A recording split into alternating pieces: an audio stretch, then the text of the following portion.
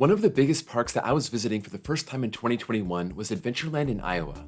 This park gets overlooked a little bit being in Iowa, but it's got 6 coasters, and most of them are pretty legit. I made this one of my first parks on my road trip, and I walked away pretty impressed. This is Adventureland, the Disneyland of Iowa.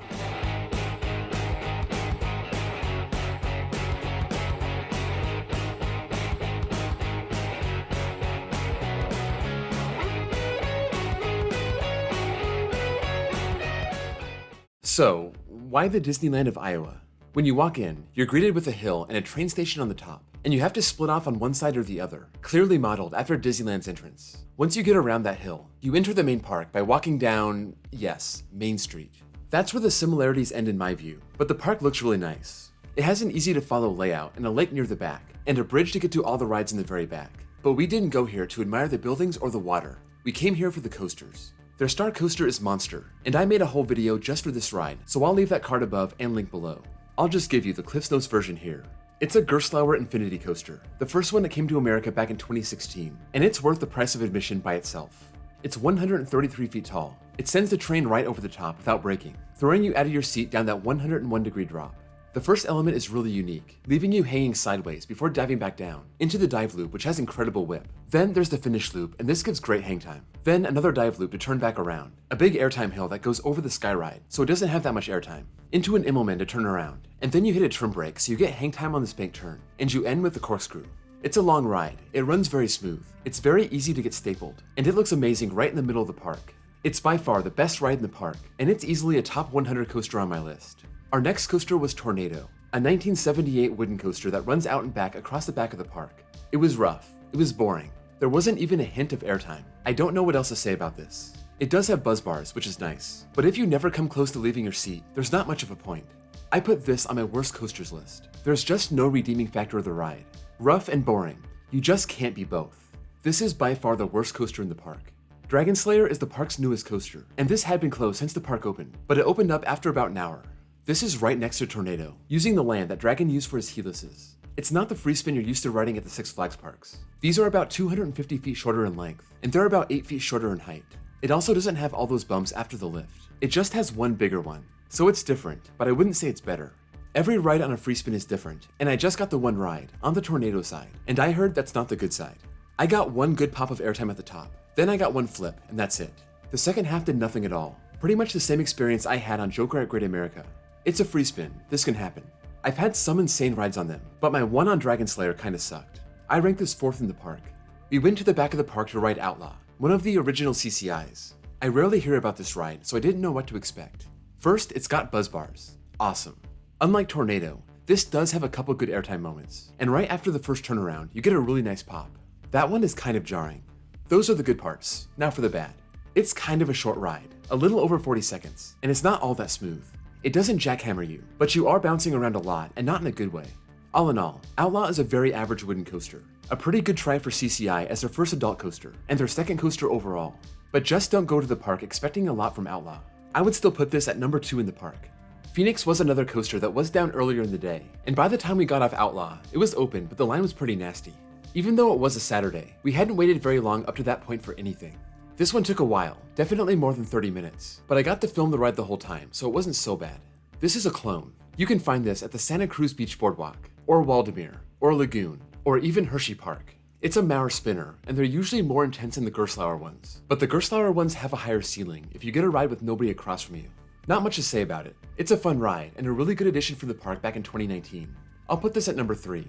The last coaster is barely a coaster at all, the CCI indoor wooden coaster, the Underground. This also had a pretty big line, to my surprise, but it's got that whole dark ride experience that appeals to so many people. Once you get into the station and wait for your train, the animatronic is telling you a story, but the audio is really bad and I couldn't understand anything. So everything I saw inside the show building didn't make a lot of sense. The ride itself has 2 lift hills and a very, very gradual drop. It's not a stomach-dropping jolt like you find on Blazing Fury or Fire in the Hole. It's literally the very minimum for what defines a coaster. As underwhelming as it is, I still rank this higher than Tornado. Let's look at Adventureland as a whole. I mentioned that Disney vibe in the front, the good layout, the lake setting, but some of the park, especially by Phoenix, looks like a carnival. Just kind of flat, wide open spaces with rides scattered all around. I really like that sky ride. I know it's best known for going through Monster's layout, but it's also a really good way to go from near the front of the park to near the back of the park. I thought the operations were pretty good and efficient. Not Kings Island level, but way better than Silverwood. Monster's line never got too long, and they were pushing out those 8C cars pretty quick. It was a Saturday, but Tornado and Outlaw only had one train, but since I rode those early, I didn't have to wait. Outlaw is so far off the main path, I don't know if that ever gets a line. It's way in the back of the park, right next to the water park, and I should note, that is included with your price of admission. I paid $15 for parking and $50 for admission.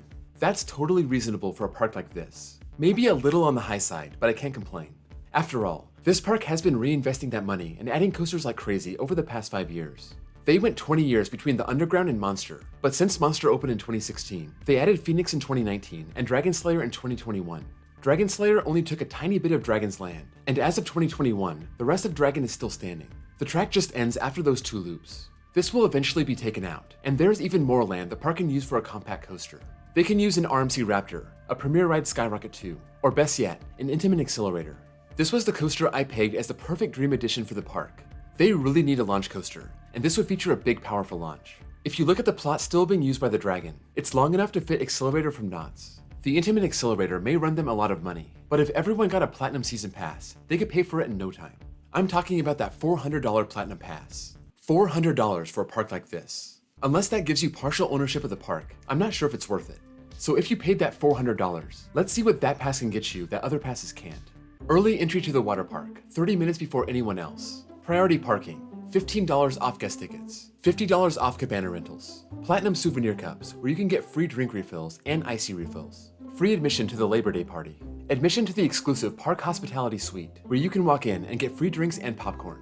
$20 to $30 discounts on rooms at the Adventureland Inn, depending on the time of year. Access to the pools at the Adventureland Inn, even if you're not staying there. And finally, one free night at the Adventureland Inn outside the prime summer months. There's also a ton of other benefits that come along with it, but those are also offered with the gold and silver passes. That's a lot of benefits for $400, but $400 is crazy. That's twice as much as a Six Flags Diamond Elite membership, and twice as much as a Cedar Fair Platinum Pass. And that gets you pretty good benefits at all the Cedar Fair parks. All that being said, when a park is expanding as much as Adventureland over the recent years, I don't mind the prices being a little inflated. Not too many parks can say that they've gotten 3 coasters over the past 5 years. Well, except maybe Energylandia. I think they got 3 new coasters since this video started. One more thing. Right before I came to Adventureland, they were dealing with some scrutiny over an accident that happened on their Raging River raft ride, and that resulted in someone dying. By all accounts, the incident wasn't handled well by the park's employees. The incident was called in by the guests and not the workers. The ambulance was given the runaround and couldn't find a way into the park, and it just wasn't a good look for the park. This even made some people call for a boycott of the park until they improved their ways. For what it's worth, I didn't notice anything that I felt was sketchy or unsafe, so hopefully they learned something from the fiasco in July, and they'll be held accountable if there's any wrongdoing. That's all I have for Adventureland. If you've been here, let me know what you thought of the park. Were you impressed? Were you disappointed? Did Monster live up to the hype? And would you come back here even if they didn't add anything new? I walked away really enjoying my time here, even though I didn't have a high opinion of any of the coasters beyond Monster. It was just fun visiting a small independent park with a handful of big coasters. All that being said, it would be a little rough having this as your home park. Outlaw is the second best coaster in the park and it's not all that good, so the park needs a little more depth. Just that one other coaster to complement Monster.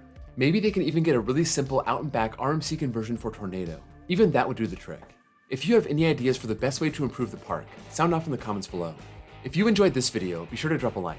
That's the best way to show your support for the channel. And if you're new here and love coasters, give me a sub, and check out my playlist for other park reviews. Also, check out my links below for my Discord server, where you can chat with other fans of the channel, and my second channel, where I post copyright-free off-ride footage.